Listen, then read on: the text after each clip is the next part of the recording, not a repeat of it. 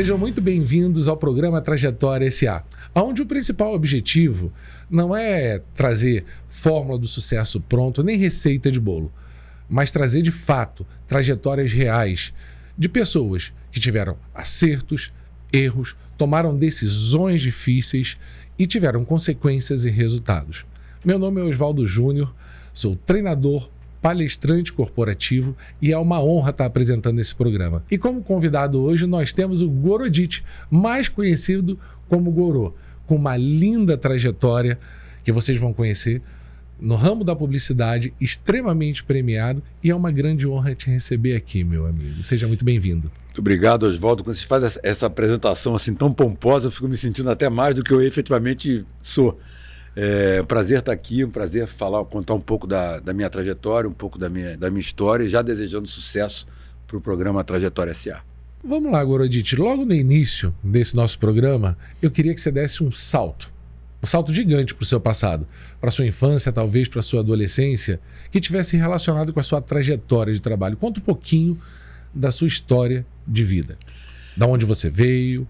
Tá, vamos lá. Eu não tive uma infância rica, também não tive uma infância pobre, eu sou de classe média.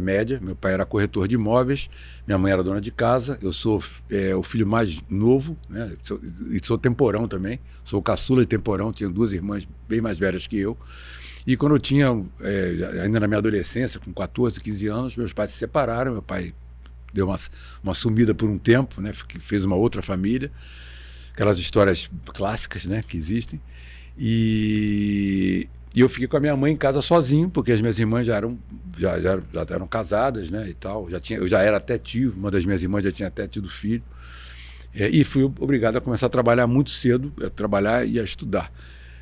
E aí, cara, eu tinha um amigo, né, de infância, né, um amigo de colégio, cujo pai era dono de uma agência de publicidade, uma agência de pequeno porte, chamada Casa da Criação, ficava ali na Rua do Russell, na Glória.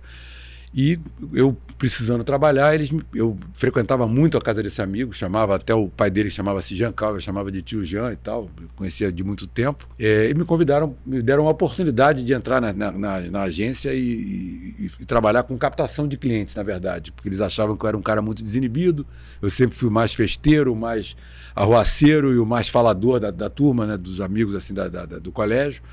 Você é bom de falar e tal, vamos procurar cliente, a gente precisa crescer. Era uma agência realmente de pequeno porte, chamada Casa da Criação. Fui para essa agência, não tinha a menor ideia do que era uma agência de publicidade, não tinha nenhuma noção. E aí, naquela época, a maneira de se captar clientes, para quem não conhecia nada, não tinha network nenhum, nunca tinha trabalhado na vida, era pegar um catálogo que existia de telefone de páginas amarelas, que era o catálogo das empresas, com os contatos das empresas, e ligar na cara de pau e oferecer o serviço da agência. De cada 30, 35 eu conseguia marcar uma reunião. E até que em algum momento isso começou a dar certo, eu comecei na mais absoluta cara de pau, comecei a arranjar um ou outro cliente lá para a agência, clientes também de pequeno porte.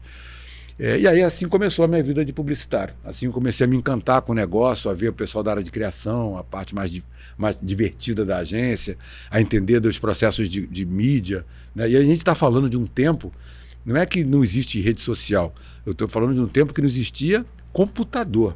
Era tudo na base do papel, da caneta, conta feita na maquininha de calcular. O auge da computação para mim era uma máquina de calcular de mesa. Isso, era o carbono na época.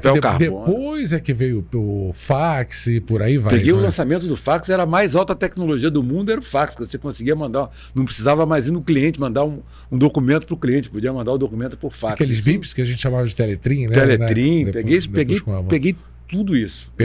Eu posso dizer para vocês que eu peguei toda a transformação do mundo, né? Acho que talvez tenha sido da década de 80 até hoje, um período que historicamente é um período de 50 anos, vamos dizer assim, é um período mais radical de transformação do mundo, né? Sem dúvida. E eu peguei isso tudo, né, trabalhando, né, do início do meu trabalho até a fase atual. E ainda nessa mesma época, me ajuda um pouquinho, qual foi a sensação? Eu peço para você se remeter àquele momento onde você recebeu sua primeira grana, seu primeiro salário.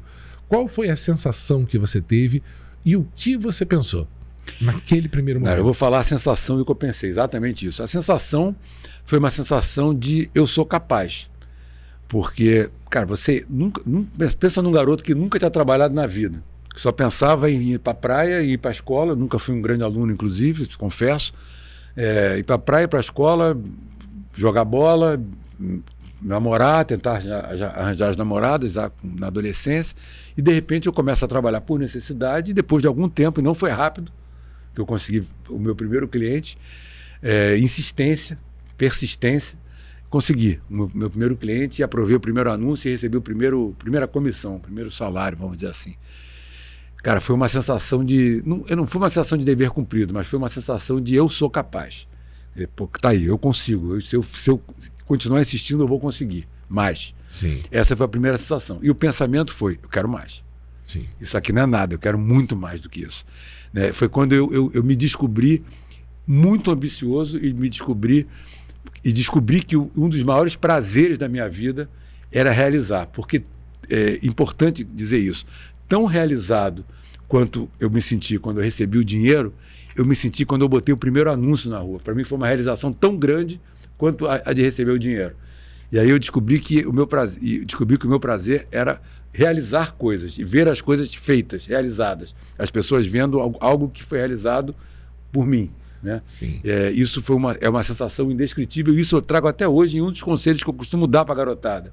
Não pensa no dinheiro que você vai ganhar no final do mês, pensa em fazer um puta trabalho, o dinheiro vai vir, é consequência disso.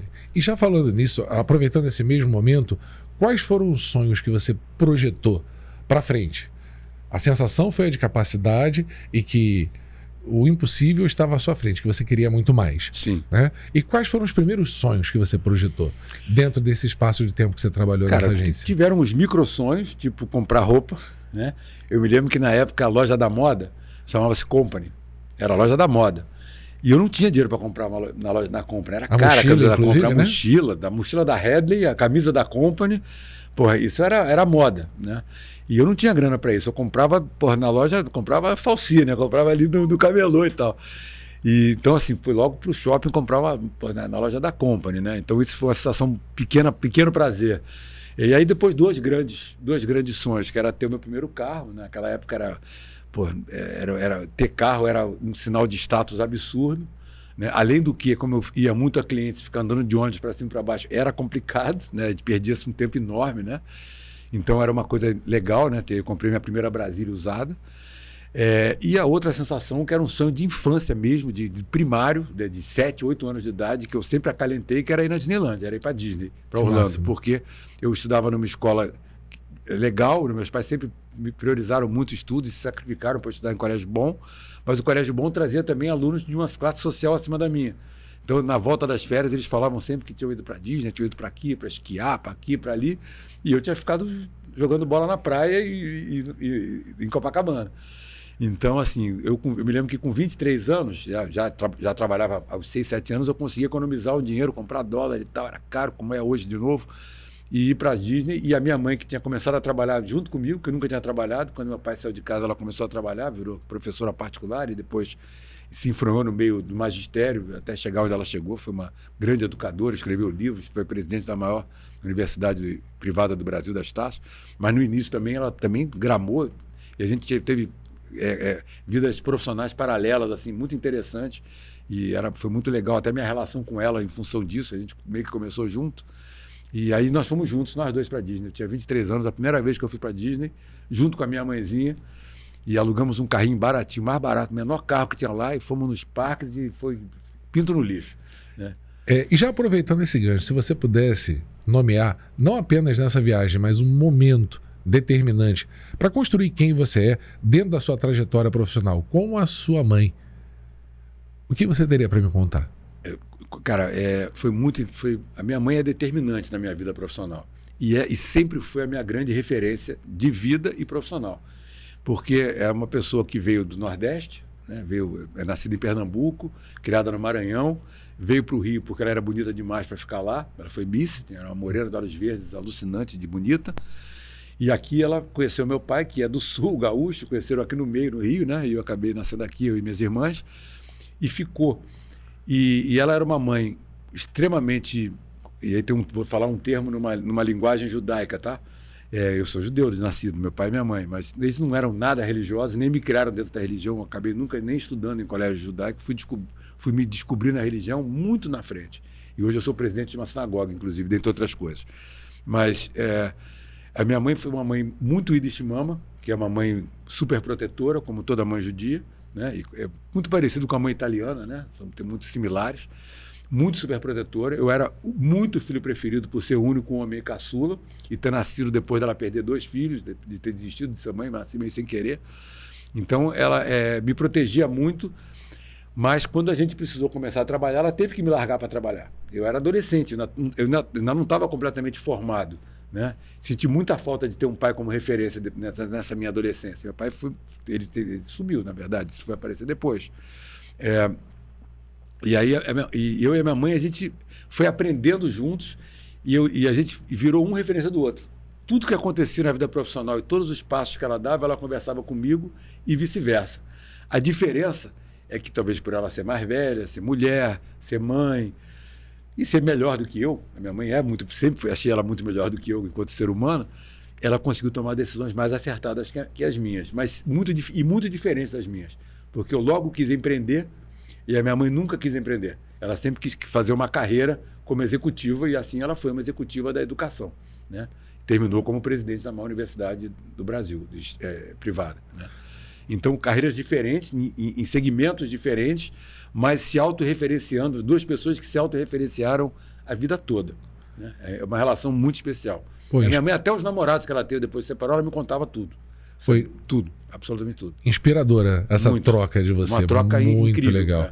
E vai muito além da relação de mãe e filho, realmente. Sim, isso acaba se refletindo também na vida profissional, sem a menor sombra de dúvida em todos os passos que você vai dar.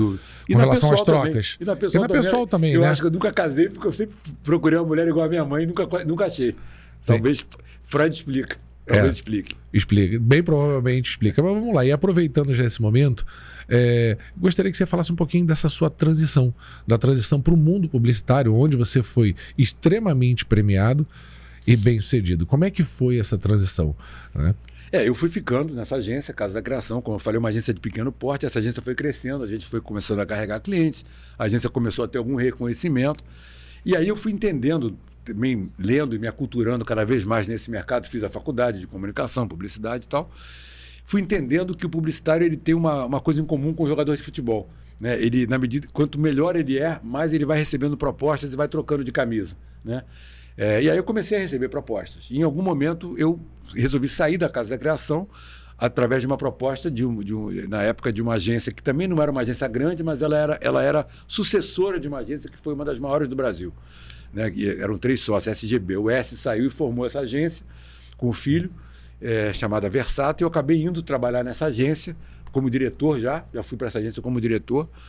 E levei alguns clientes essa agência e tal, mas essa agência não deu certo por diversos motivos de gestão, não vou entrar em detalhes agora para não alongar muito, mas não deu certo e acabou que a agência fechou e eu fiquei muito mal porque eu fiquei com alguns clientes que eu levei para lá por minha causa, não tinha para onde levar e tal, e acabei acomodando esses clientes numa agência de um cara que ficou muito meu amigo, que me estendeu a mão na época, chamado Arnaldo Cardoso Pires, até hoje muito meu amigo, uma agência chamada Cult, Cult, né? Cult Comunicação.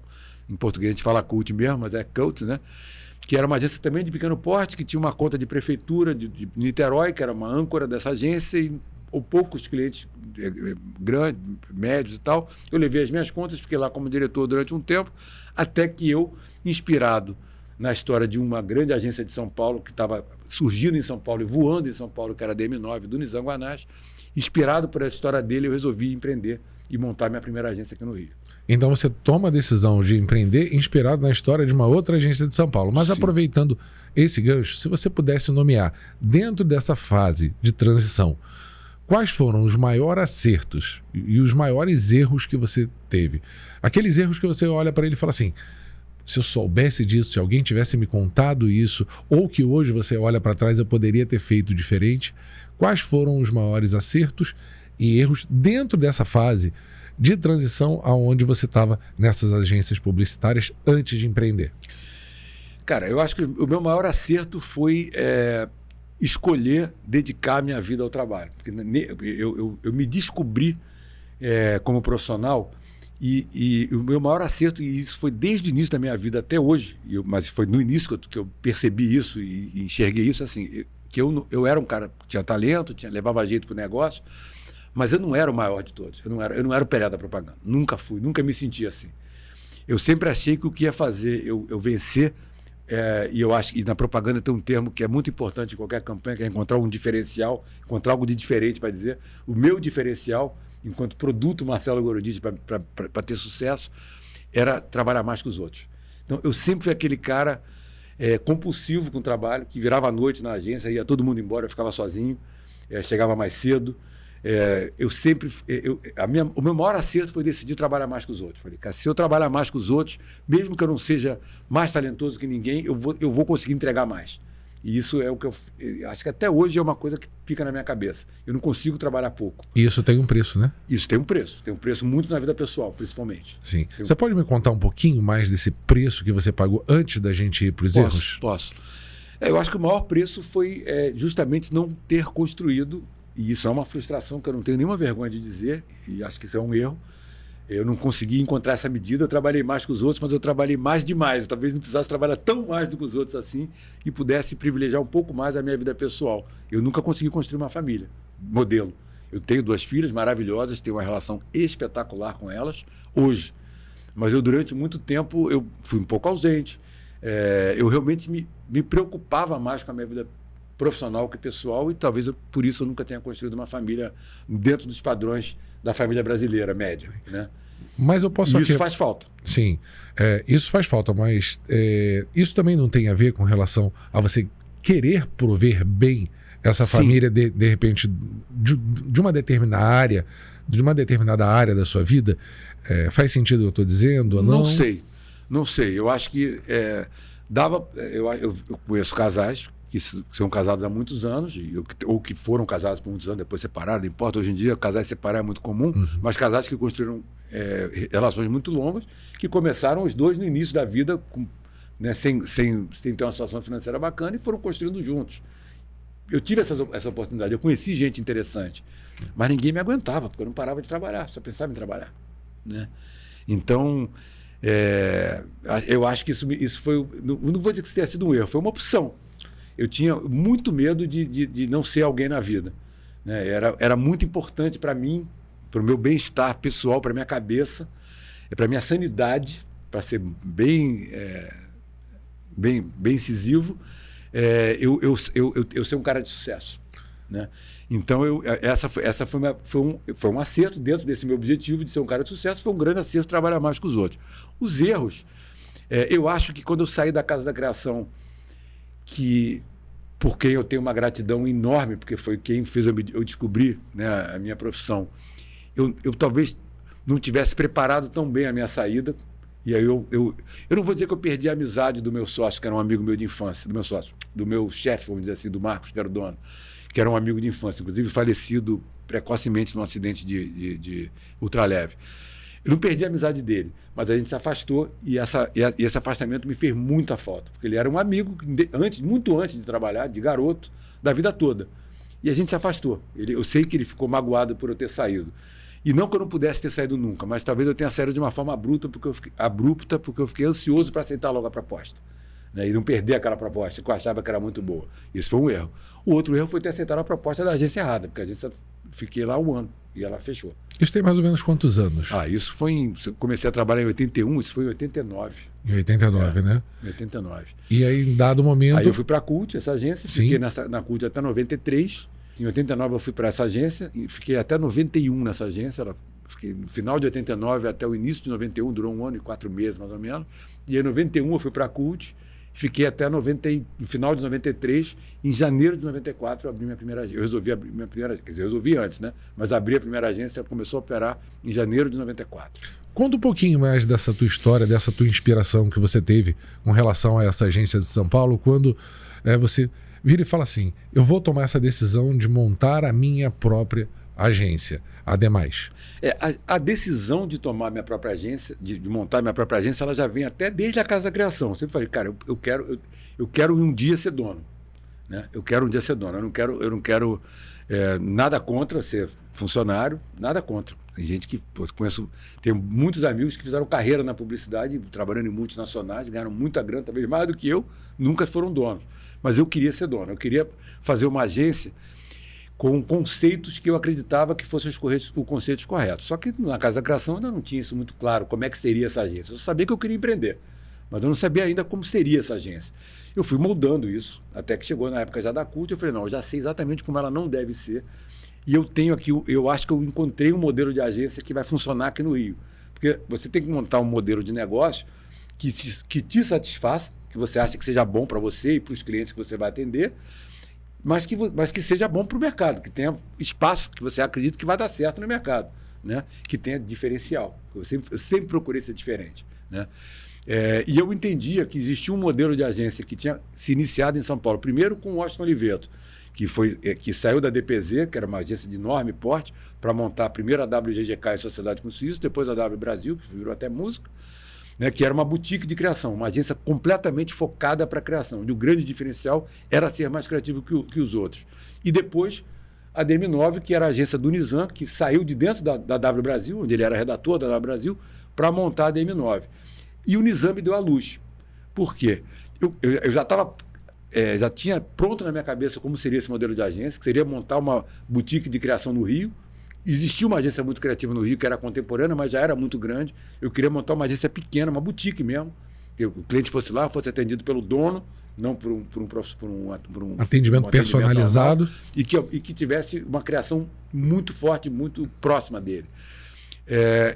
E aí o Nizam me deu o caminho, porque eu queria montar a agência, mas eu não tinha dinheiro guardado para montar uma agência. Você tem que ter um investimento inicial para montar a estrutura, para alugar uma sala, para montar sede, comprar móvel, cadeira, computador. Na época, aí sim, já tinha computador. Computador não tinha rede social, mas já tinha computador. Computador, enfim, fazer uma agência bonita antigamente. A agência de propaganda e publicidade era um mercado extremamente glamuroso. Você tinha que mostrar visualmente também que a sua agência era top, era bacana. O cliente tinha que chegar lá e ficar orgulhoso da agência dele e dizer para todo mundo, eu estou na agência tal, porque isso dava um status para o cliente também. Então não tinha grana para montar isso.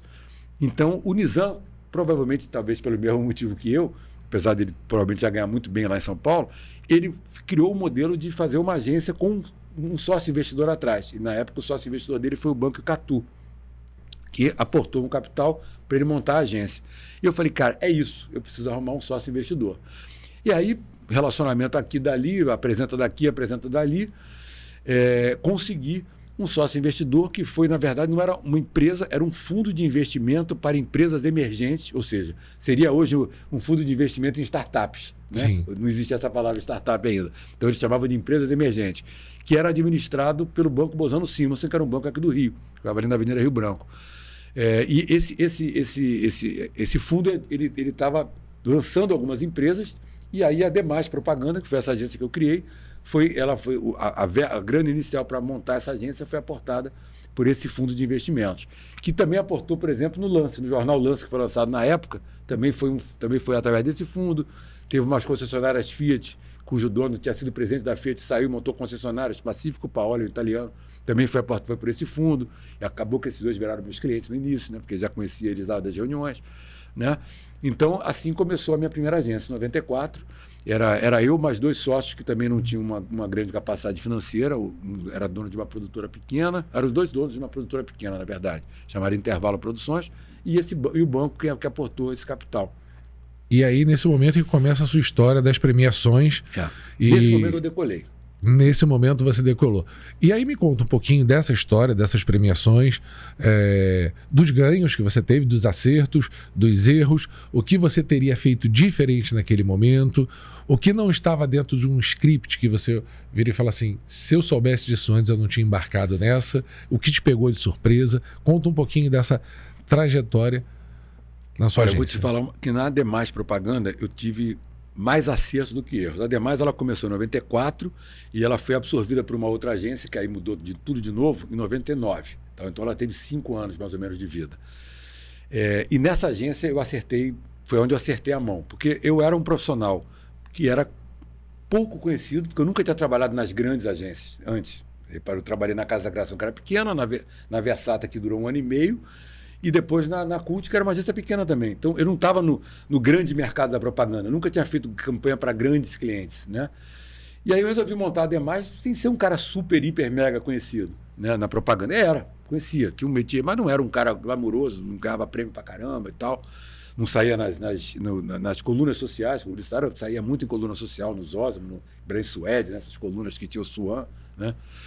E aí, na Demais, eu acertei a mão, porque eu fiz uma boutique de criação e eu fui radical na ideia de só fazer trabalho criativo. Eu me recusava a pegar clientes, a atender clientes que não permitissem que eu criasse, fizesse campanhas criativas. Aí eu tinha lastro para isso, porque eu tinha um investidor que depois de um certo tempo ia ter que realizar o negócio dele, ia ter que vender. Então eu precisava construir a marca Demais. Eu precisava fazer a marca Demais ser uma marca valorizada para vender. E eu não ia construir fazendo qualquer campanha. Eu tinha que fazer campanhas que ganhassem prêmios, que dessem visibilidade. E que, obviamente, eu sempre acreditei que essas campanhas iam gerar resultados para os clientes também, né? Senão não faz sentido. Então eu pegava clientes, às vezes eram clientes pequenos. E eu vou falar o nome de um cliente aqui que você vai conhecer, porque todo o Rio de Janeiro conhece, que eu ganhei prêmios no mundo inteiro com um cliente que tinha uma verba desse tamaninho, que era a Insetizan, uma marca de detetizadora. Opa! Que é 2569-6969. Nenhum publicitário entende mais de barata do que eu. Eu atendi a Insetizan por 30 e tantos anos. A agência que eu ia, ela ia comigo no bolso.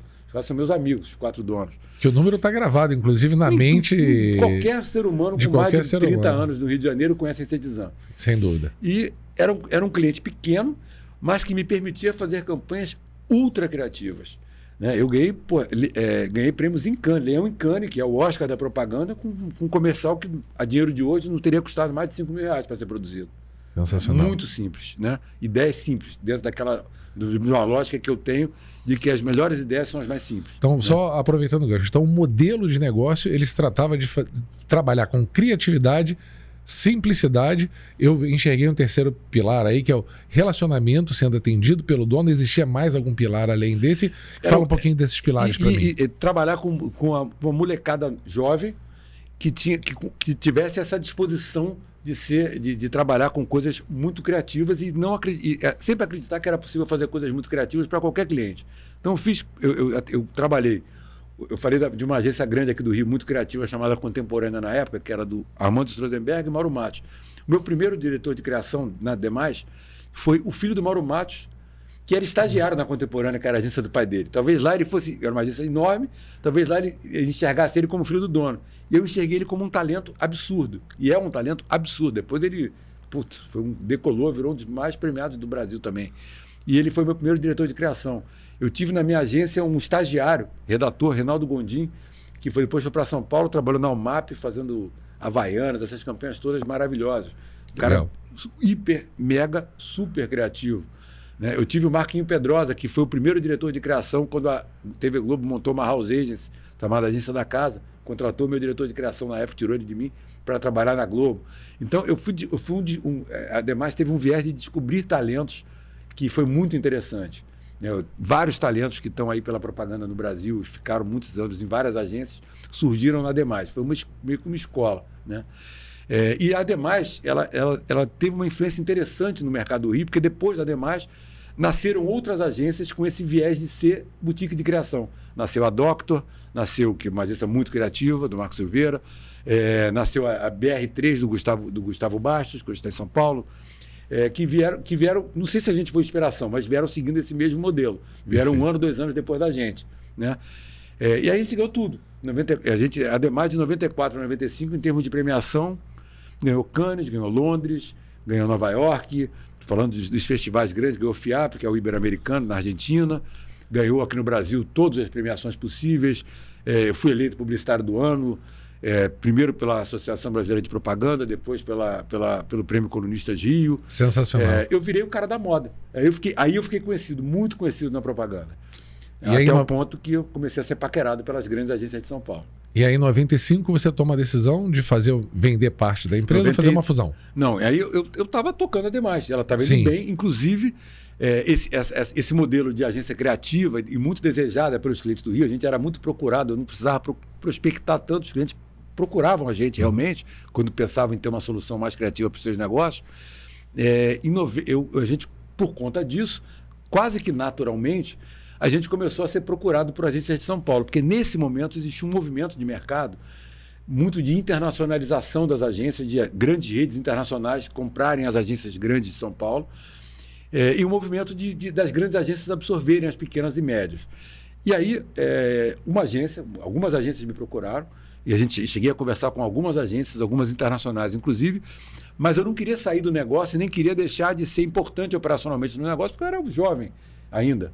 Né? Eu queria era crescer dentro me encantava a ideia de trabalhar com uma agência, com um parceiro grande, que colocasse na minha mão clientes grandes para eu poder trabalhar nas grandes campanhas. Porque, na demais, apesar de eu ter feito campanhas memoráveis, não tinha nenhum cliente gigante. Né? Pouco comprava mídia no Jornal Nacional, né? Que era a grande mídia da época, né? Jornal Nacional e novela 21 horas. Sim. Então, uma agência que mais me encantou na época foi uma agência chamada Fischer e Justus, que naquela época, no ranking brasileiro, era a terceira maior agência do Brasil, que tinha como grande case a Brahma, que era a Brahma número 1, né, que foi uma das grandes campanhas memoráveis do Brasil, e que era uma agência não multinacional, uma agência brasileira, de 2 donos, Eduardo Fischer e Roberto Justus, e que estava num momento de crescimento muito grande e que tinha conquistado um cliente gigantesco no Rio de Janeiro, chamado Ponto Frio, que era uma enorme conta de varejo com uma verba publicitária acima de 100 milhões. Para você ter uma ideia do tamanho disso, a demais inteira, somando todos os meus, sei lá, 15, 16 clientes que eu tinha na época, fixos, gerava uma verba publicitária somada às verbas de todos eles de uns 15 a 16 milhões. Naquela Só época, o Ponto Frio, Só o Ponto Frio. Era 110 milhões Espetacular. de verba. Né? Então, na época eles ganharam uma concorrência para atender a conta do Ponto Frio, só que eles eram de São Paulo e o Ponto Frio estava aqui no Rio. E o vice-presidente de marketing do Ponto Frio, que eu até hoje, apareceu há pouco tempo também, mas eu até hoje considero o melhor cliente, em termos de personalizando o cliente, que eu atendi na minha vida, chamado Mauro Multedo, que é um cara brilhante, um cara que dava esporro, batia na gente forte, mas que jogava o nosso trabalho muito para cima, exigia um nível de exigência muito alto.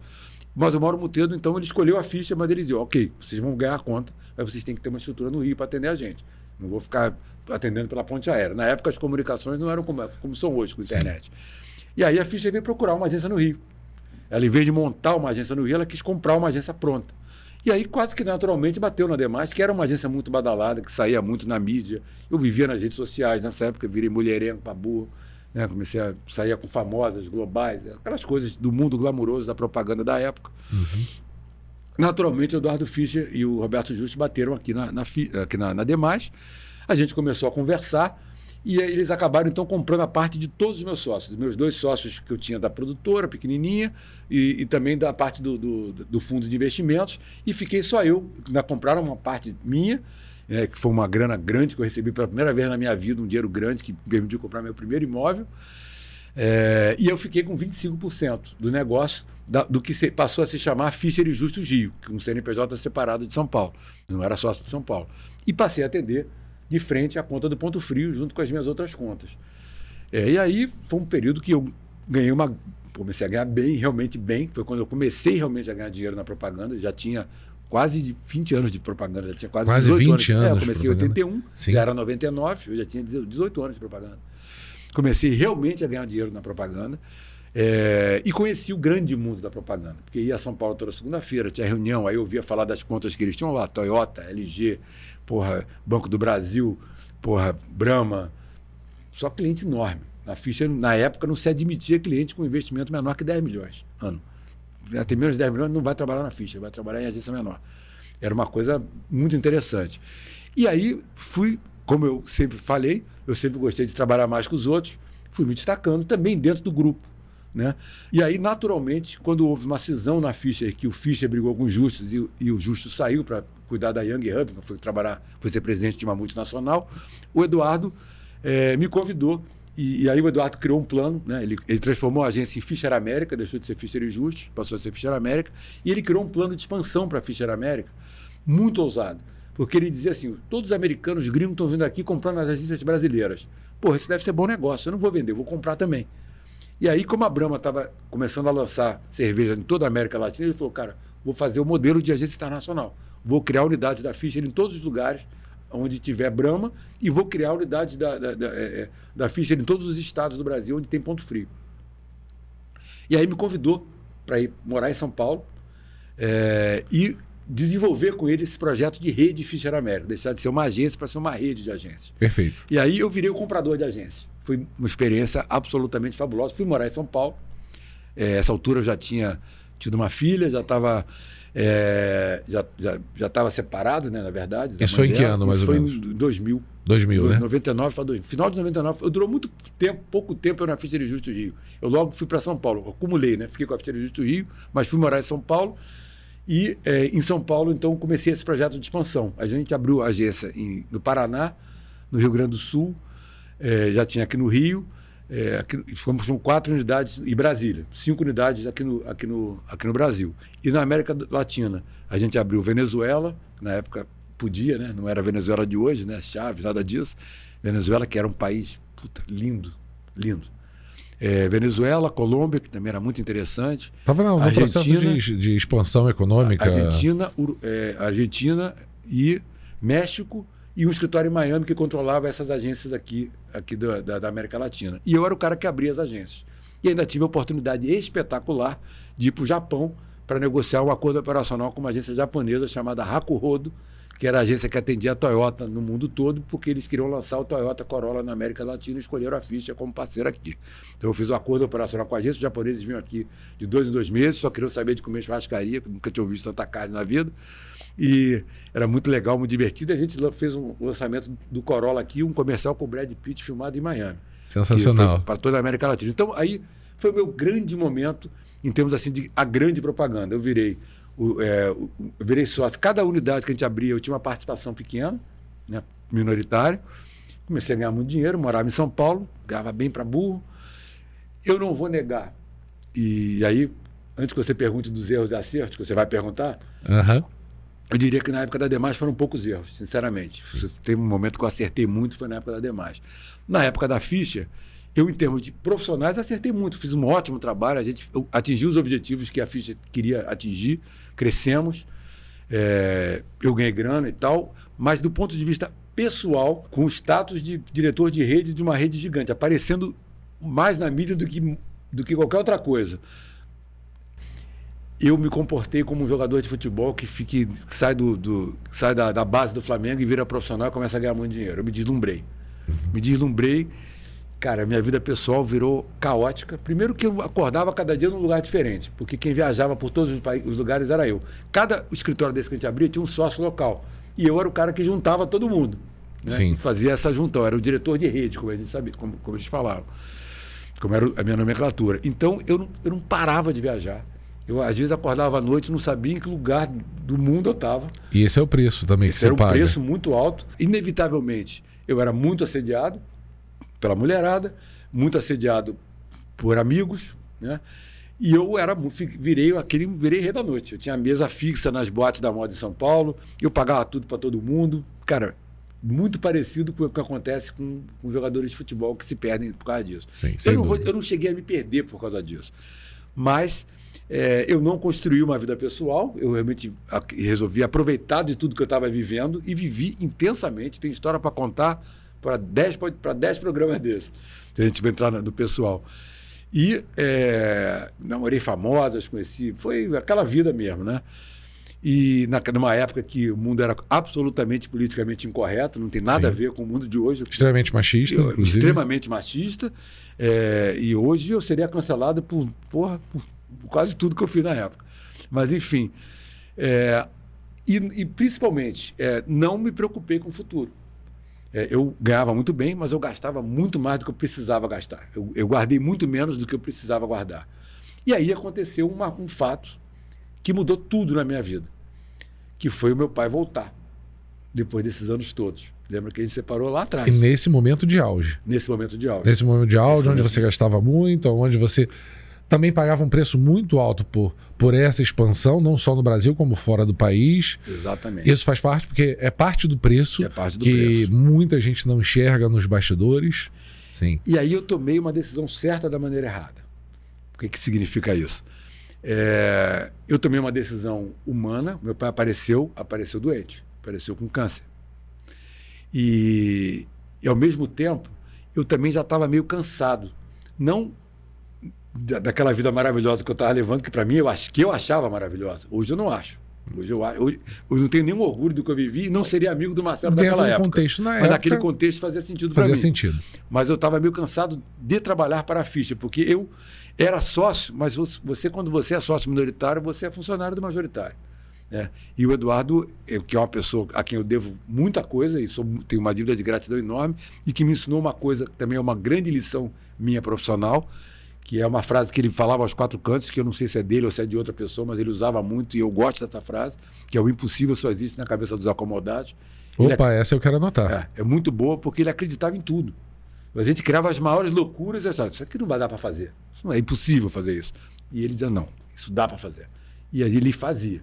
E a gente tem cases memoráveis, espetaculares, que ninguém acreditaria ser possível, e a gente realizou. Mas, enfim...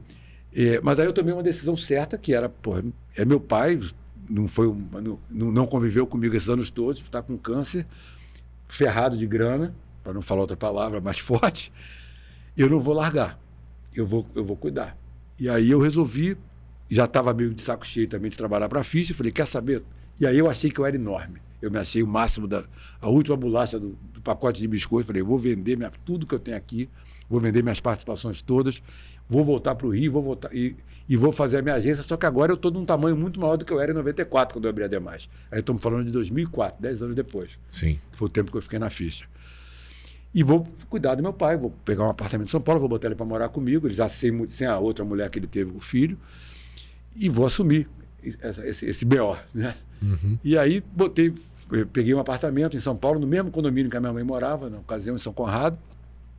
Botei meu pai para dentro, comecei a cuidar dele, e ele viveu comigo muitos anos, viveu até 2013 comigo. E foi muito interessante. E aí foi muito interessante por um lado e complicado do outro. Aí, do ponto de vista profissional, eu fiz besteira, que eu voltei para o Rio e resolvi montar uma agência. Aí montei uma agência muito personalizada em cima de mim, chamada MG Comunicação. Meio que pensando igual eu pensava na época da Demais, Sim. Só que o mercado já era outro. E a economia do Rio estava muito ruim, muito ruim. Eu montei a MG Comunicação, era uma casinha em Ipanema, era até divertido, porque era uma casinha que tinha sido um prostíbulo e que tinha fechado. Então eu botei meus funcionários todos, fiz um site na época, que os funcionários todos eram como se fossem garotas de programa, e cada um oferecendo o seu trabalho, na verdade. E era uma agência que eu achei, vai ser criativo, vou arrebentar, e eu sou o Gorodit, que é publicitário dono da vida toda, que já ganhou 200 e tantos prêmios, e os clientes vão bater na minha porta, e não é assim. Uhum. Né? Então, ao mesmo tempo que eu acho que eu decidi certo de cuidar do meu pai e pude, graças a Deus, cuidar dele da melhor maneira possível, por outro lado, eu montei essa agência e a coisa não estava acontecendo. E eu comecei a pegar clientes, só que, de novo, clientes pequenos. Isso me frustrava muito profissionalmente. Porque, primeiro, eu não estava mais ganhando aquela grana toda. Então, eu comecei a gastar do que eu tinha guardado para conseguir manter aquela minha vida de luxúria, vamos dizer assim. Que você já tinha no passado. Em São Paulo. Eu não queria Sim. abrir mão daquilo. Eu não queria abrir mão da minha casa em Angra, eu não queria abrir mão da minha lancha, eu não queria abrir mão de levar a galera para lá, de fazer farra, de fazer festa.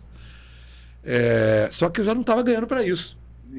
Então, eu sempre fui ruim de lidar com grana, com dinheiro. Nunca foi meu forte. Então, eu comecei a gastar muito mais do que eu ganhava.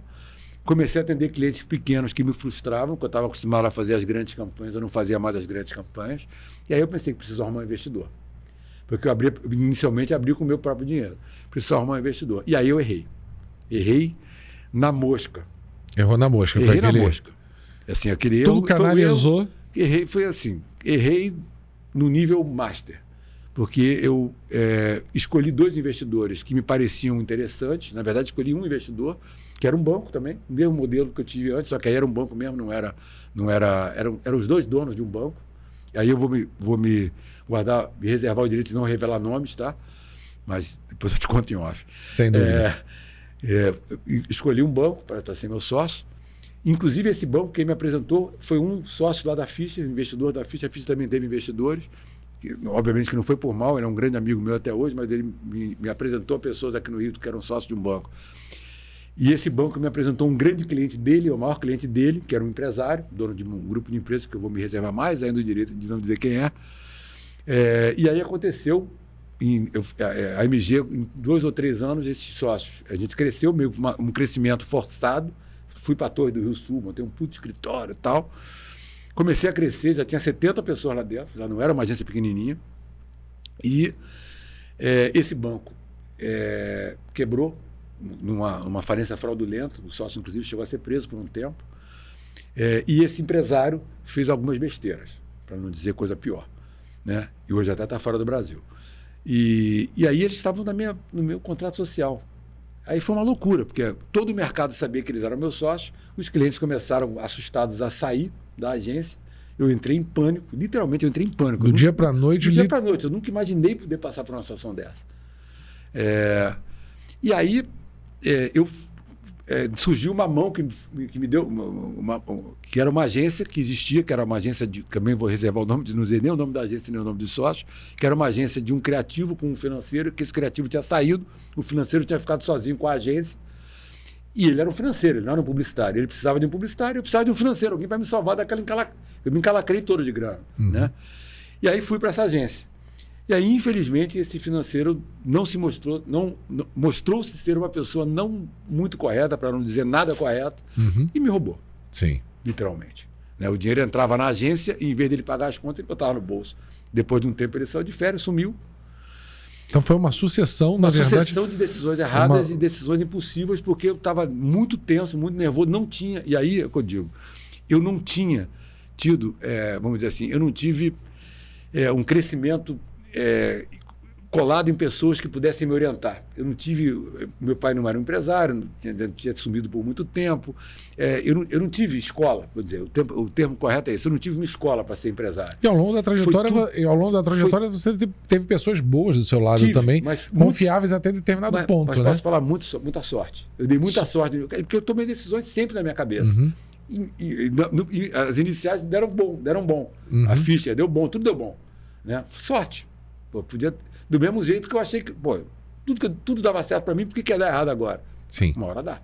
Né? Deu errado, e essa agência eu tive que fechar, e fechei da pior maneira. Eu tive que fechar porque não tinha mais como operar, a agência estava sem crédito nos veículos de comunicação e tudo, estava devendo para a Globo, para a Editora Abril.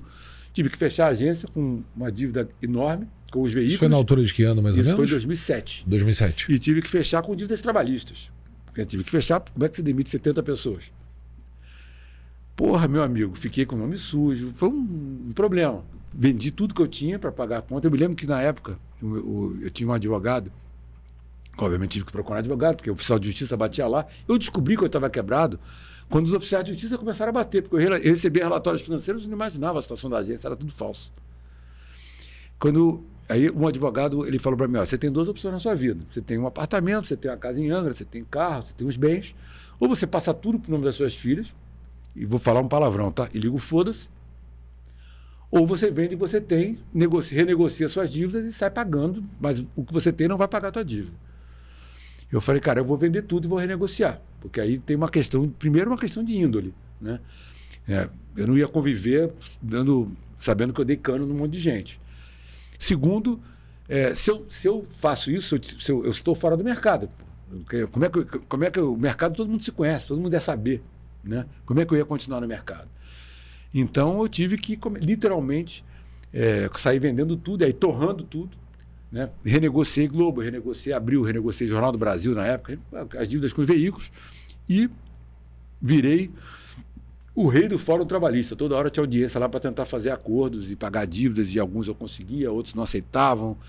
E eu, cara, fiquei mal, fiquei muito mal. Eu perdi tudo. Eu morava numa cobertura na praia, na Barra da Tijuca, fui morar numa kitnet, com meu pai todo ferrado, colostomizado, assim, com aquela colostomia para fora, numa kitnet, perto do Rio das Pedras, onde hoje é o Parque Shopping. Tem ali tem um condomínio até hoje, Parque dos Passarinhos, ali do lado. Morava ali no Parque dos Passarinhos, que era uma kitnet. Eu e meu pai, colostomizado, ferradaço. E eu me lembro que a única coisa que eu não podia deixar de fazer era pagar o plano de saúde meu e dele, senão não ia ter como tratar dele. Vendi tudo, fiquei com um scooter. Meu único bem foi um scooter, foi a única coisa que eu tirei do meu nome para ter como me locomover basicamente ali por perto. Todos os clientes foram embora, só ficaram 2. Que 2 clientes pelos quais eu também tenho uma dívida de gratidão eterna, que foram os únicos 2 que acreditaram na minha palavra e no meu caráter. Um foi a velha e boa Cetizan, que nunca me largou, que eu levei todos, até na ficha que era uma agência enorme, eu falei, Eduardo, sei que você não aceita cliente pequeno, mas esse eu vou trazer, senão não venho. E trouxe a Cetizan. E a do Lore, que era uma fábrica de lingerie em Vigário Geral, que eu atendi durante muitos anos também ficou comigo. Era um cara que me conhecia, era um cara também da colônia judaica, conhecia minha família, também topou ficar comigo. E eu peguei esses 2 clientes, coloquei numa agência micro que tinha ali no downtown, chamada 40 Graus, que é o mesmo nome de uma agência de modelo, mas era uma agência de propaganda, de um cara chamado Albano, que também já é falecido, que também me estendeu a mão. Interessante que era um cara até evangélico, eu me aproximei muito disso, não virei evangélico, eu sou judeu, mas eu passei a ter muita simpatia pelos evangélicos nessa época. Ele era um pastor e era publicitário. E ele me deu a mão, ele era tio de um grande amigo meu, me deu a mão e eu botei esses 2 clientes lá e fiquei vivendo do que esses clientes faturavam. Mas tudo que eu ganhava era para pagar dívida, não sobrava nada. Os acordos que você havia feito antes. Os acordos que eu tinha feito e que muitas vezes eu não conseguia cumprir, tinha que fazer reacordo. Olha, eu vou dizer para você, na época eu pensava, se eu passar por isso, eu vou me considerar o cara mais forte do mundo, porque realmente, cara, eu conheço gente que se mataria numa situação dessa. Se você vir de baixo, ter uma história extremamente ascendente, é pior do que você ser pobre a vida toda. É você ser pobre, ficar rico e perder tudo de novo, e voltar a ser pobre. Sim. E muito mais pobre do que eu era, do que eu fui. Né? E como eu estava com meu pai, eu não podia voltar para casa da minha mãe, porque eles eram separados, eu não podia largar meu pai. Foi um momento de decisões muito difíceis. Difíceis. Foi aquele momento, aí sim, foi um momento de autoconhecimento muito grande, porque as pessoas sumiram, a vida glamurosa acabou. Né? Os amigos desapareceram, as meninas que eu saí desapareceram. Eu me lembro que eu tinha uma namorada na época, que era uma atriz da Globo, eu não vou dar nomes também. Que ela, é melhor não? Não, jamais. Esse é processo certo. Mas se ela assistir isso, ela vai lembrar da frase que ela me falou, essa frase ronda a minha cabeça até hoje. Ela falou, no início eram Nova York e joias, agora é DVD e pipoca. Porra, é mortal. Sim. Eu me arrepio quando eu conto essa história, porque o meu maior orgulho, o maior case da minha vida foi ter passado por isso. Uhum. E foi o pior momento da minha vida. Né? Decisões erradas. Sim. Decisões impulsivas, falta de escola, de uma escola, né? de ser dono, de empreender, de tomar decisões. Mas é uma porrada que eu acho, e aí eu vou falar uma coisa que até me emociona quando eu falo. Eu acho que foi Deus que fez isso para mim. Eu precisava. Porque eu era um cara arrogante, eu era um cara que não dava valor a nada e a ninguém. Eu não frequentava nada em relação à religião, nada. Literalmente não acreditava em nada. Acreditava que existia Deus e tal, mas para dizer que acreditava, mas não fazia nada. E eu acho que eu precisava tomar essa porrada para me tornar uma pessoa melhor, como eu acho que eu sou hoje. Né? Como eu disse, se eu conhecesse hoje o Marcelo daquela época, eu ia ser um mala e não ia nem ser amigo dele, certamente. Sim. E nesse momento, o que você fez para mudar a rota empresarial que você teve e ter vários novos casos de sucesso, agora como produtor e também trabalhando para agências, mas hoje como produtor? O que te motivou? O que você fez de diferente que você pode passar um pouco dessa tua experiência para a gente? Cara, primeiro, eu fiquei trabalhando nessa agência pequenininha, com esses 2 clientes, até que um dia, um outro cara que tinha quebrado também no mercado, chamado Marco Silveira, um grande cara de criação, mas que tinha quebrado a Doctor, que foi uma agência criada um ano depois da Demais, também uma agência muito focada em criação. Eu trouxe ele para trabalhar também nessa agência pequenininha que eu estava. Ele também tinha uma relação muito boa com a do Lore, era uma conta que a gente dividia. Ele tinha um pedaço, eu tinha outra. A gente juntou a conta na mesma agência, nós 2, nessa agência pequenininha. E nós 2 recebemos um convite. Na verdade, vamos a César o que é de César. Ele recebeu um convite para trabalhar numa agência de São Paulo que precisava ter um escritório no Rio, porque tinha acabado de ganhar a conta do governo do estado do Rio, que era uma agência muito forte em São Paulo, mas muito forte em contas públicas, chamada Agnello Pacheco. Ele recebeu esse convite e ele me levou para essa. Ele me levou junto, falou, não, vou com o Gorodite. E aí nós fomos para lá, fui ter uma reunião em São Paulo com o Agnello, que é um cara também falecido. Os grandes caras da minha vida já faleceram. O Agnello foi como se fosse um pai para mim e para o Marcos.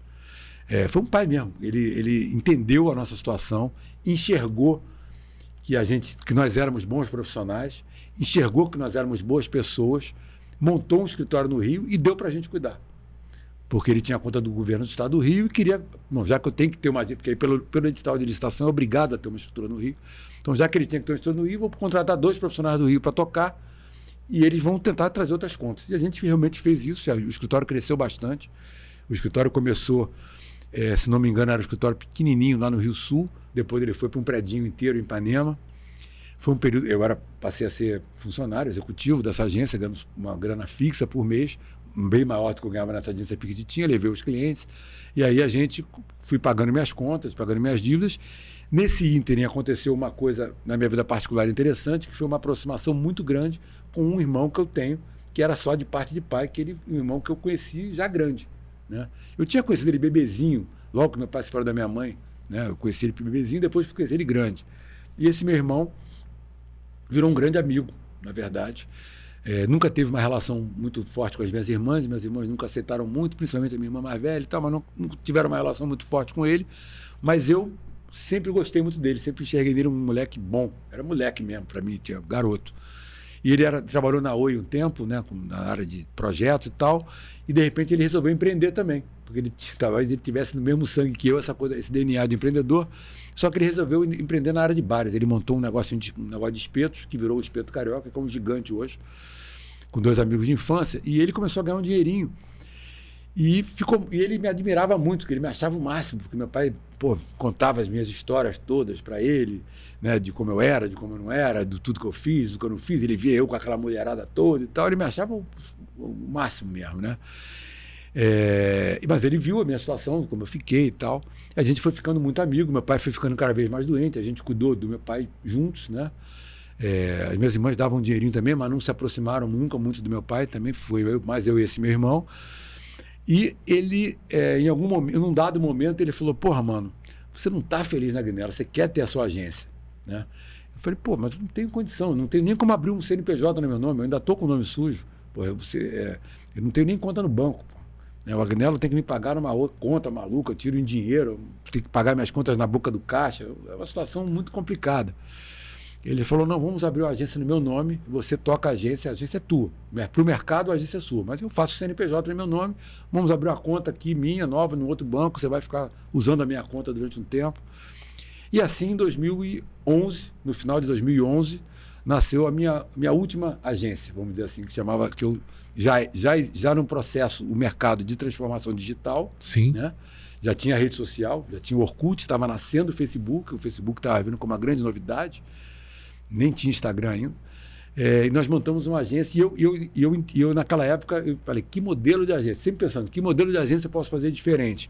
Existia claramente uma dificuldade muito grande das agências tradicionais irem para o mundo digital, muito grande, ninguém entendia isso direito, e existiam umas agências que eram só digitais, que eram agências de garoto de faculdade, que eles entendiam alguma coisa de digital, porque já nasceram nesse mundo, mas não tinham conhecimento de comunicação publicitária. Eu falei: cara, eu vou misturar isso, vou fazer uma agência que entrega tudo. Eu quero que o cliente entregue toda a verba dele aqui. Eu faço publicidade analógica, offline, como a gente diz, faço online, faço gestão de rede social, faço ativação, faço evento, faço o que pintar. E é nesse momento que começa essa transição para a produção? Não, ainda não. Ainda não? Aí eu criei essa agência chamada X-Tudo. O nome é esse, X-Tudo Comunicação. Por causa disso. Era uma agência que a marca da agência era um sanduíche X-Tudo, uma setinha assim. No alface eu botava evento, na carne eu botava isso, botava todas as pernas que eu entregava. Era na X Tudo, em 2011, que começou a andar, começou a ir, e começou a dar o dinheirinho, eu comecei a pagar as contas, as coisas foram começando a acontecer, mas mesmo eu com essa visão de que eu tinha que me ir para o mundo digital, eu não imaginava que essa transformação para o mundo digital fosse ser tão rápida, porque eu ainda enxergava que o dinheiro estava na TV Globo, no offline. Sim. Mas, cara, não, os clientes começaram a enxergar muito antes das agências que tinham que apostar mais no online. Isso é um fato. As agências, e aí é uma crítica minha ao mercado publicitário, as agências demoraram para enxergar, os clientes enxergaram na frente, E as agências começaram a implodir. O mercado começou a implodir. A minha agência estava indo, ela pagava as contas. A essa altura eu já tinha... o meu irmão já tinha conseguido limpar meu nome. Meu irmão já tinha saído da agência, porque não era o objetivo dele ter agência, ele queria tocar o negócio dele. Sim. E eu já tinha trazido 2 novos sócios. Um que tinha sido meu diretor de criação lá atrás na Demais, aquele que eu falei que foi para fazer a agência da Globo, que é o Marcos Pedrosa, ele virou meu sócio. E um outro que tinha vindo de agências, outras agências, que é o Ricardo Aquino, que é um cara de operações. Então ficamos nós 3 e mais um financeiro. Aí eu trouxe o Francisco, que era o meu financeiro de confiança até hoje. Tudo meu de grana eu pergunto para ele, faço nada sem falar com ele. E aí ficamos 4 sócios, eu majoritário, eles 3 minoritários, e a Demais foi indo. Tá? Aí chegou a minha nova mudança e a minha nova reversão, que é essa. Exatamente, entrar nesse processo de produção com produções tão famosas. Como isso aconteceu? Conta pra gente. Isso aconteceu graças a um acidente de moto. Eu sempre adorei moto. Então, nessa altura, eu tinha um carro e uma moto, e eu sofri um acidente gravíssimo, aqui perto, inclusive, da produtora, aqui no Recreio. Eu tive uma queda num quebra-molas alto que eu não vi à noite, caí de cara no chão, quebrei 4 costelas, uma clavícula e perfurei o pulmão. Caramba. Fui internado, né, fiquei no CTI 10 dias, no Barrador. Nunca vou esquecer disso. Só que eu fiquei internado não entubado, eu fiquei internado em observação, porque o pulmão ele pode regenerar sozinho ou precisar de cirurgia. Então eu fiquei em observação para ver o que ia acontecer. Todo engessado, parecia uma múmia. Tudo quebrado, cheio de escoriações, tudo cheio de esparadrapo. E aí eu já estava assim, nesse período que eu fiquei lá, eu estava meio de saco cheio de propaganda. Estava meio cansado. Não é ingratidão com aquele mercado que me entregou tudo. Sim. Mas estava cansado, queria fazer outras coisas e eu sempre gostei de cinema. Eu sempre quis ser o cineasta, era meu sonho da vida. Eu acho que todo publicitário tem um pouco de cineasta frustrado, né? Porque a gente faz tanto filme de 30 segundos, por que não fazer um filme de 2 horas, né? Um longa? Então eu tinha esse tesão na cabeça. E aí eu estava no CTI, só podia receber meia hora de visita por dia. Me lembro perfeitamente disso, foi em 2018, depois da Copa. A Copa acabou em julho, foi em agosto mais ou menos. E eu falei, quer saber, cara? Eu acho que eu vou vender a agência, eu vou para Los Angeles e vou estudar produção de cinema. E aí chamei meus sócios, aí saí do CTI, fui para o quarto, podia receber visita, meus sócios foram lá e conversei com eles, eu falei, vou vender a agência. Como eu não posso ficar sem ganhar nada enquanto eu estou lá nos Estados Unidos, a gente faz um valuation aqui de quanto vale a agência, chegamos no valor, vocês vão me pagando por mês com a própria receita da agência, um percentual, porque eu sei que você não tem dinheiro também para me dar. Eu vou fazer meu negócio lá e vocês tocam a agência, ficam com os clientes, ficam com tudo, até chegar no valor. Daqui a 1 ano eu me viro para arrumar dinheiro. Eu sou meio maluco, né? E aí tudo bem, estava decidido. Porém, eu já saí do hospital, fui para casa da minha mãe, porque eu não podia ir para casa, não tinha como ficar em casa sozinho, solteiro, ainda não tinha como me cuidar sozinho, ainda tive um período de recuperação na casa da minha mãe. E um belo dia vai me visitar na casa da minha mãe, eu ainda de repouso, um cara que foi um concorrente meu durante a vida inteira no mercado, chamado Gustavo Oliveira, um cara que era de uma agência americana chamada FCB, foi da Giovanni, FCB, muitos anos, foi me visitar. É meu amigo do mercado, conhecia concorrente e amigo. Foi me visitar na casa da minha mãe, eu achei super estranho, na verdade, porque você está doente, assim, vai visitar a família, amigos próximos, não era um amigo próximo, conhecia do mercado.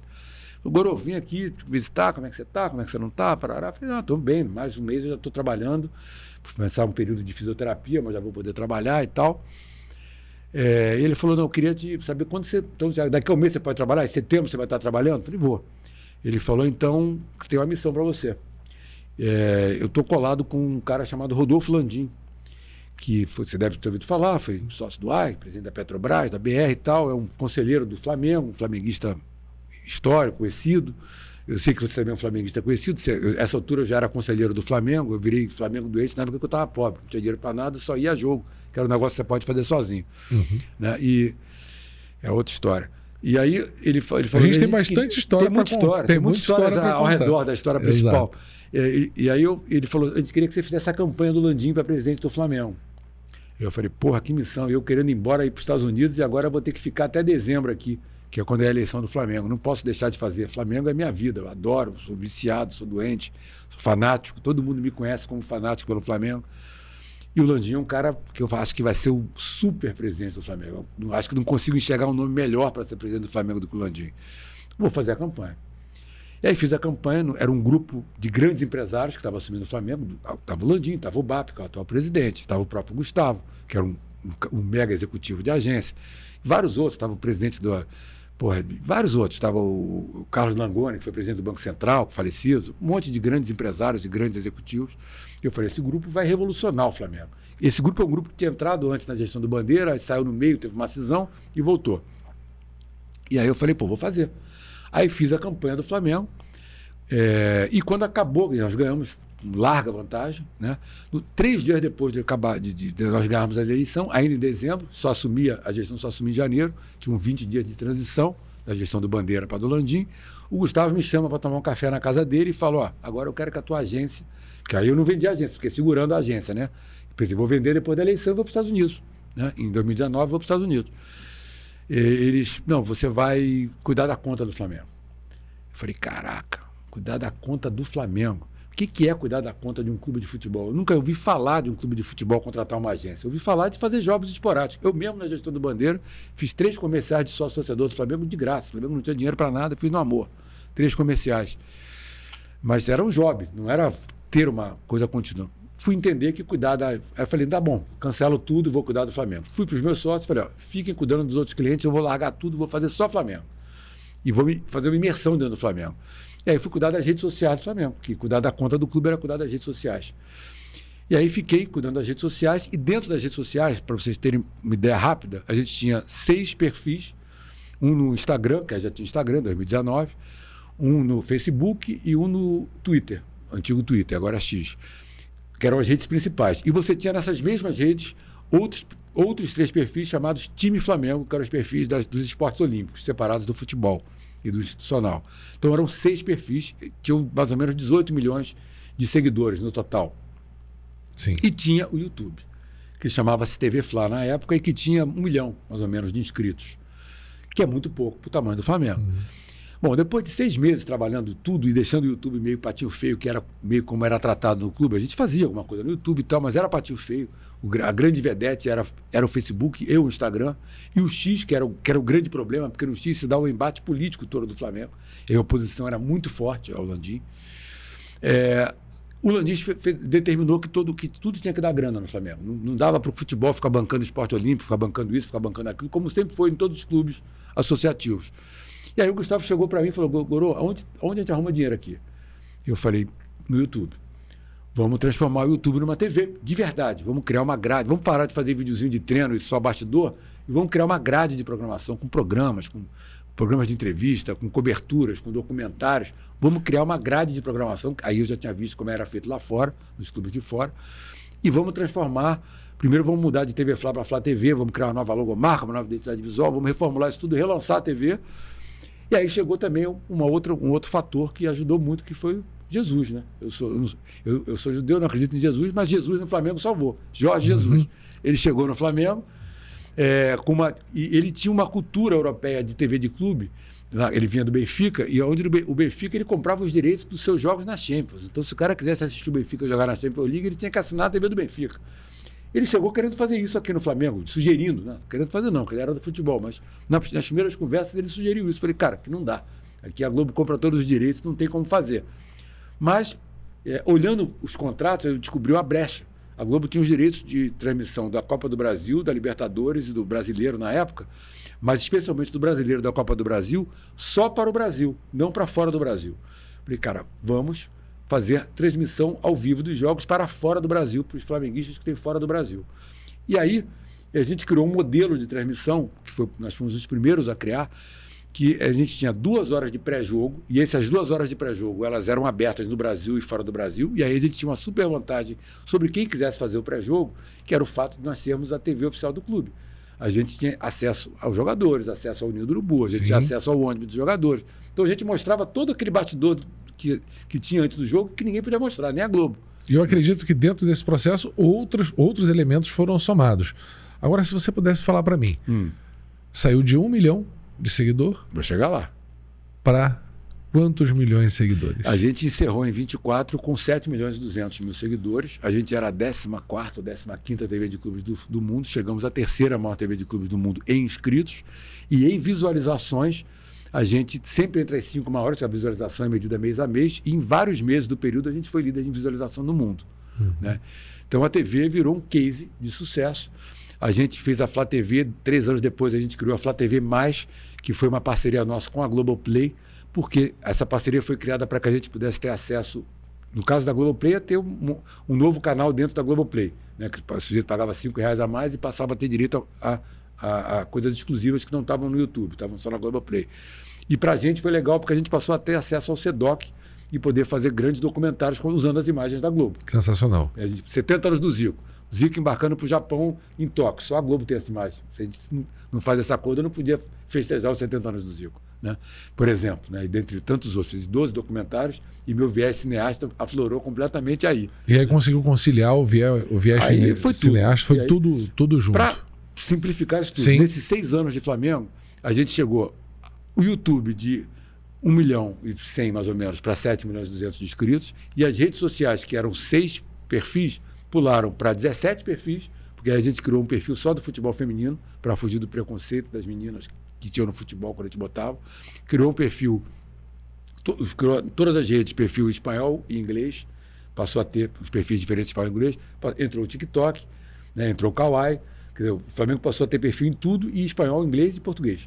Então passamos a 17 perfis e de 18 milhões de seguidores entregamos com 82 milhões de seguidores. Uau.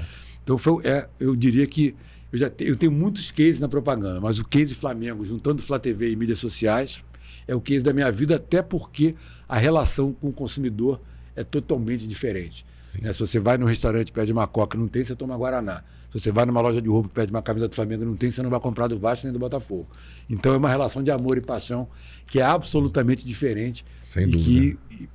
Que faz a gente passar por vários perrengues, que dá um outro programa. É só a história do Flamengo. Então acho que a gente vai ter que marcar um outro programa para continuar essa história. Agora, se você pudesse fazer um resumo dos projetos atuais que você está e dos projetos que você está desenvolvendo. Sim.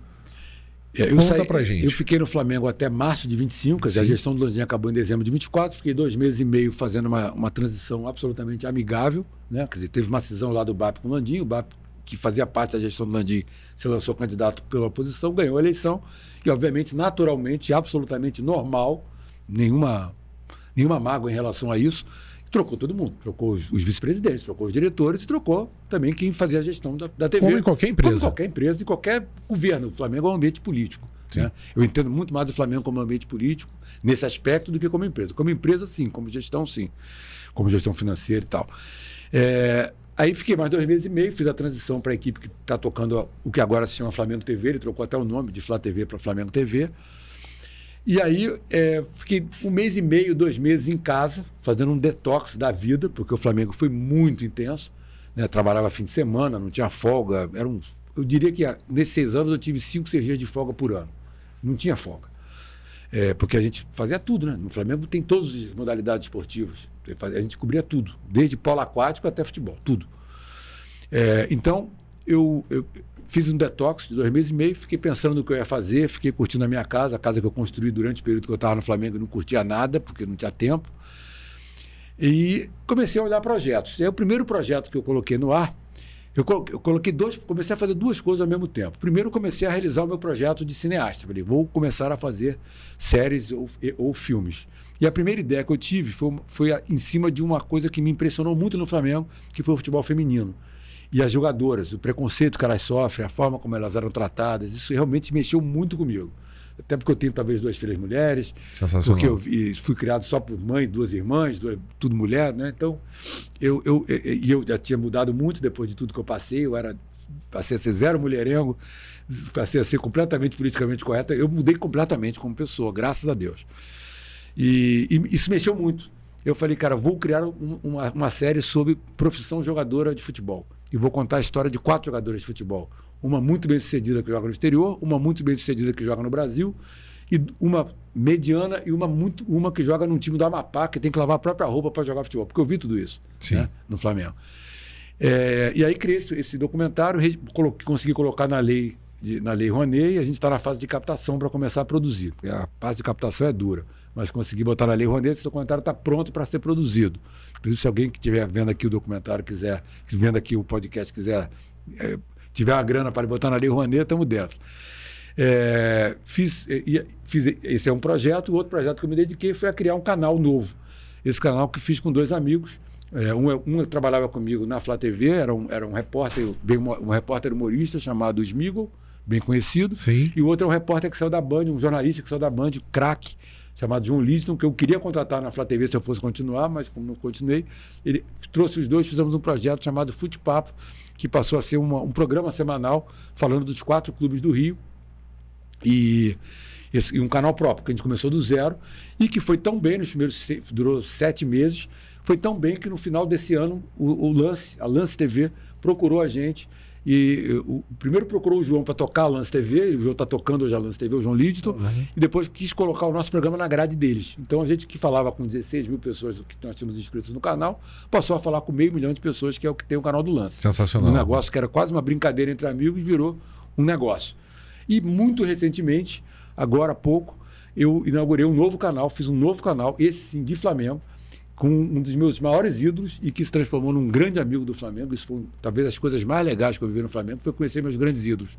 E um deles virou muito meu amigo, que é o maior jogador, o jogador mais icônico do basquete do Flamengo, chamado Olivinha, que já acabou de parar de jogar e que gostou, que queria trabalhar com TV, com comunicação, e que me convidou para ser sócio dele no canal. A gente fez um canal chamado Arena Flá, que está no ar, já está no ar, transmitindo os jogos do Flamengo, do futebol e do basquete, com o Olivinha comentando e sempre com convidados, jogadores e tal. Então estou com esses 2 canais e estou produzindo filmes. Estou com essa coisa de produzir filmes. Tem um projeto também de produzir uma novelinha vertical, que vai, se Deus quiser, eu vou produzir em março. Eu que escrevi o roteiro, inclusive. Sensacional. Gorodit, olha, foi uma escola para as pessoas que estão assistindo de empreendedorismo. Foi o que nós falamos, né? Aqui são casos reais de erros e acertos. Foi uma grande honra te receber no Trajetória. E que a sua trajetória sirva de modelo mediante aos contextos, cada um dentro do seu próprio contexto, obviamente. Foi o que a gente estava conversando nos bastidores, né? As histórias são diferentes, mas os ensinamentos, as aprendizagens mediante ao contexto podem caber para cada um das pessoas que querem empreender. Muito obrigado, foi uma grande honra e te espero mais uma vez, porque a gente tem história pra caramba aí para compartilhar, não é verdade? Faltou algumas coisas, mas assim, acho que foi legal, deu para falar, gostei muito. Quero agradecer pelo convite para estar aqui no Trajetória SA e desejar todo o sucesso do mundo para o programa, que vocês contem grandes trajetórias para que eu possa aprender também com as trajetórias dos outros. Valeu? É isso. Muito obrigado.